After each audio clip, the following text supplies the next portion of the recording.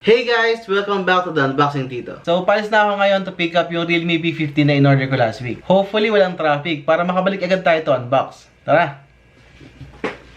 Hi guys! So, kukuha ko lang ng phone na to, which is the Realme V15. Last January 15 lang siya na-release sa China and we're so lucky kasi meron tayong unit ngayon. Samahan niyo ako sa studio kasi excited na ako na unbox siya with you.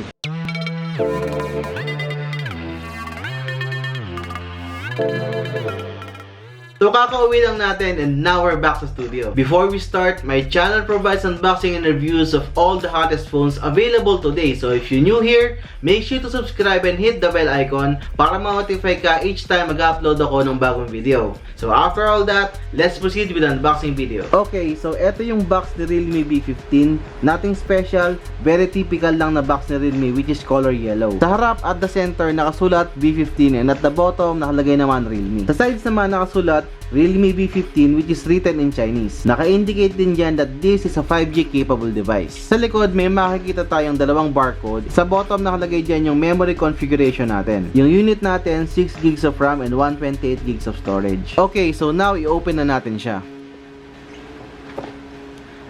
So when you open this, the first thing that you'll see is this yellow paper box. Sa loob ng box, we will find this paperwork which is written in Chinese. Nandyan din yung free niya na transparent jelly case. Next thing you'll see is the phone.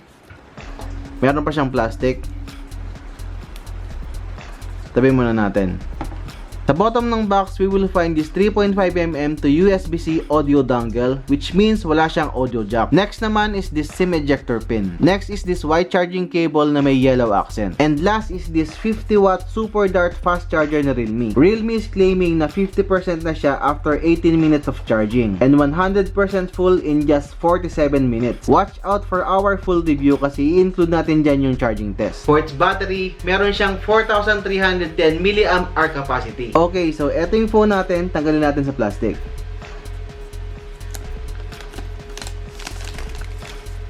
Wow, ganda ng kulay. Yung unit natin dito is the Moon Silver. And kung makikita nyo, meron siyang matte finish, kaya hindi siya fingerprint or smudge magnet. Yung camera encasement niya is rectangular and medyo slim. Nandyan yung triple camera setup natin and an LED flash. So now, let's boot up the phone.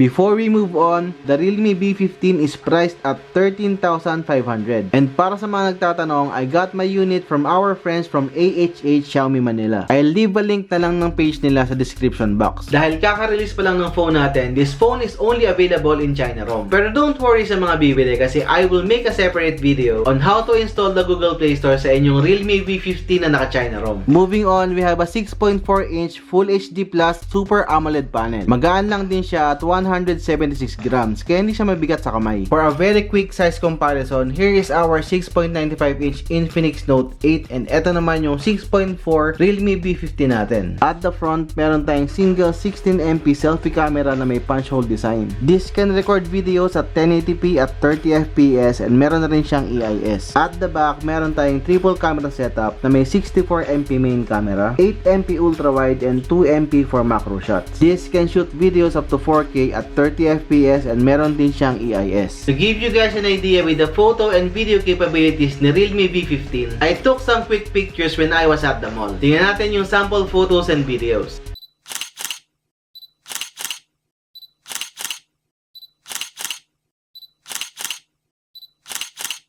Okay guys, so here's a very quick sample video for the Realme V15 and we're using the 64MP camera.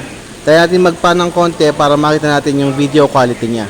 For its software, this is running Android version 10 with Realme UI Skin version 1.0 skin on top. And para sa processor niya, meron siyang MediaTek Dimensity 800U. Mid-range chipset yan with 5G connectivity. So my first impressions with the Realme V15. Yung color and texture ng back panel niya makes me wanna think kung gusto ko ba siyang lagyan ng case. Initial photo and video samples are great and excited pa ako to explore more sa ating camera review. I'm happy kasi kahit bago pa lang yung device, available na yung HFR mode sa Mobile Legends. The thing that impressed me the most about this device sa short time that I've spent with it is the display. Sa price niya na 13,500, you get a 6.4 Super AMOLED Full HD Plus screen resolution. So this is just a quick unboxing and first impressions video of the Realme V15. Watch out para ma-explore natin yung features and capabilities niya sa ating full review. If you have questions and suggestions for our next video, hit me up in the comments down below and I'll make sure to reply. So that's the end of our video and I hope nagustuhan nyo. Thumbs is a plus, subs is a must. I'm the Unboxing Tito and I will see you next time.